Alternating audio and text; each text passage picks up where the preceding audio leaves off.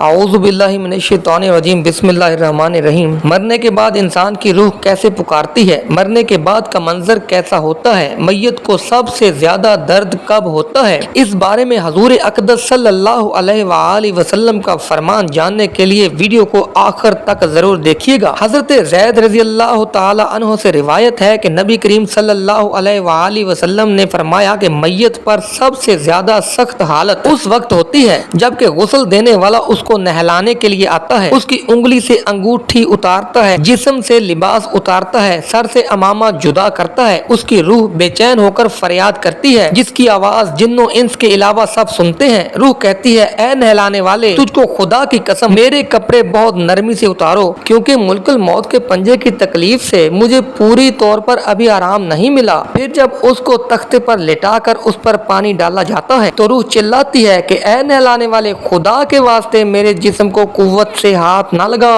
क्योंकि वो जान कुनी की सख्ती से जख्मी और चूर चूर हो रहा है। फिर जब नहलाकर उसको कफनाते हैं और पाँव की तरफ से बांध देते हैं तो रूह कहती है, ऐ गुस्ल देने वाले, खुदा के लिए अभी सर की तरफ से मेरे कफन में गिरह ना लगा, ताकि मेरे बीवी बच्चे और तमाम रिश्तेदार दुनिया में आखिरी बार मेरी सूरत देख लें, क्योंकि आज मैं उनसे बिछड़ रहा हूँ और अब क़यामत तक ये मेरी सूरत नहीं देख पाएंगे। फिर जब उसका जनाजा तैयार करके घर से बाहर निकाला जाता है तो रूह फिर पुकारती है, ऐ जनाजा उठाने वालों, खुदा के वास्ते अभी जल्दी ना करना, ताकि मैं अपने बाल बच्चों और अजीजो अकारब से रुखसत हो लूं। ऐ जनाजा उठाने वालों, मैं अपनी औलाद को आज यतीम और बीवी को बेवा छोड़े जाता हूँ, खुदा के लिए मेरे बाद उनको तकलीफ ना देना। मैं अपना घर और मालो असबाब दूसरों के लिए छोड़े जाता हूँ, अब यहाँ भी वापस ना आऊंगा और क़यामत तक किसी की सूरत ना देखूंगा। फिर जब जनाजा उठाकर ले चलते हैं तो मैयत कहती है, ऐ मेरे भाइयों, मैंने आज तक जो कुछ मालो असबाब जमा किया था वो सिर्फ वारसों के लिए था, आज उनमें से कोई मेरे गुनाहों का जरा सा बोझ भी नहीं उठा सकता, हर चीज का हिसाब मुझी से लिया जाएगा। और फिर जनाजा के बाद दफन से पहले कुछ लोग जब अपने अपने घरों को जाने लगते हैं तो मैयत फिर कहती है, ऐ मेरे भाइयों, खुदा के वास्ते अभी ऐसा जुल्म ना करना हो, मरने वाला तो तुमसे मानूस था और तुम दफन से पहले ही लौटे चले जाते हो। फिर जब उसे कब्र में उतारते हैं तो मैयत फिर कहती है, ऐ मेरी विरासत पाने वालों, मैंने जो कुछ माल जमा किया था वो सब तुम्हारे लिए छोड़ा, खुदा के लिए तुम मुझको दुआए खैर और फातिहा से भुला ना देना। बुजुर्गों का कौल है कि आखिरत की मंजिलों में से कब्र पहली मंजिल है, अगर इस मंजिल में निजात पाई तो उसके बाद की मंजिलें बहुत आसान हैं, और अगर यहाँ अजाब में मुब्तला हुआ तो आगे चलकर इससे ज्यादा सख्ती होगी। हदीस शरीफ में है कि मुर्दा कब्र में ऐसा है जैसा कोई शख्स पानी में डूब रहा हो और मदद के लिए पुकारता हो। मुर्दा हर वक्त अपने माँ बाप, बहन भाई या औलाद और दोस्त वगैरह अपने पसमानदगान से दुआए खैर और फातिहा का मुंतज़िर रहता है। जब उसे उसके पसमानदगान की तरफ से कोई तोहफा सवाब पहुंचता है तो वो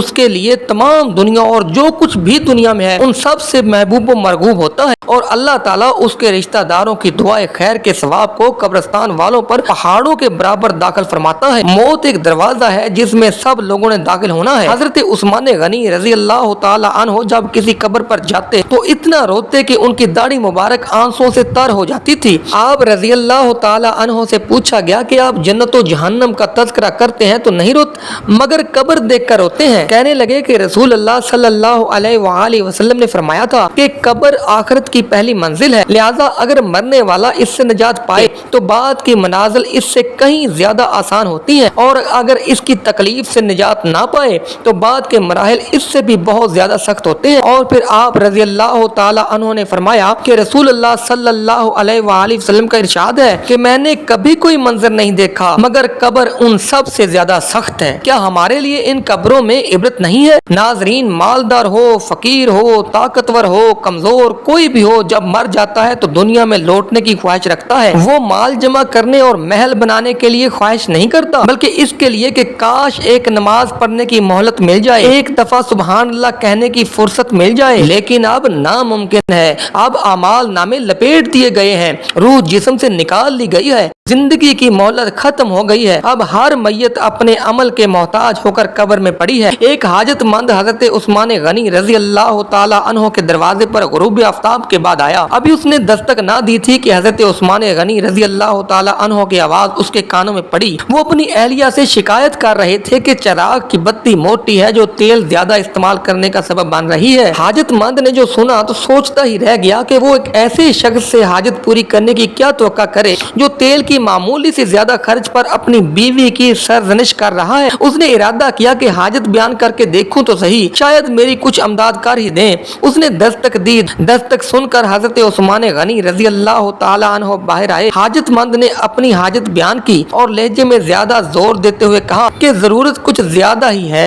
हजरत उस्मान गनी रजी अल्लाह ताला अन्हु ने उस शख्स का हाथ थामा और बस्ती से बाहर ले गए जहां आपका सामान तजारत बड़ी तादाद में रखा हुआ था। फरमाया, ये सब तेरी नजर है, क्या इससे तुम्हारी जरूरत पूरी हो जाएगी? वो शख्स हैरान हक्का बक्का देखता रह गया। चुनांचा उसने अर्ज किया, हजरत ये सब कुछ मेरी जरूरत से ज्यादा है। अमीरुल मोमिनीन ने फरमाया, मुझे खुशी है कि ये तुम्हारी जरूरत से कम नहीं। उस शख्स ने कहा, ए हजरत एक बात बताइए कि चिराग की बत्ती कदरे मोटी हो जाने पर आप अपनी जोजा मोहतरमा को सरजनिश कर रहे थे, हालांकि चिराग इस कदर रोशन रखने में शायद सिर्फ 1 दिरहम का तेल इस्तेमाल ना होता हो। वो तो आपको गवारा ना हुआ और यहाँ हजारों का सामान मुझे दे रहे हैं। तब आप रजी अल्लाह ताला अन्हु ने फरमाया, भाई चिराग में तेल का ज्यादा असराफ है और ज्यादा असराफ अल्लाह को पसंद नहीं, और मुझे अल्लाह के हुजूर अपने आमाल की फिक्र रहती है। जहाँ मुझे फिक्र आमाल लाहक थी वहाँ मैंने सरजनिश की। सामान तुम्हें अल्लाह की खुशनुदी के लिए सदका दिया है, इस पर अजर की उम्मीद है और वहाँ पर हिसाब का खौफ है। तो नाजरीन दुआ है अल्लाह ताला हम सब का खात्मा ईमान पर फरमाए। आमीन वस्सलाम। अल्लाह हाफिज।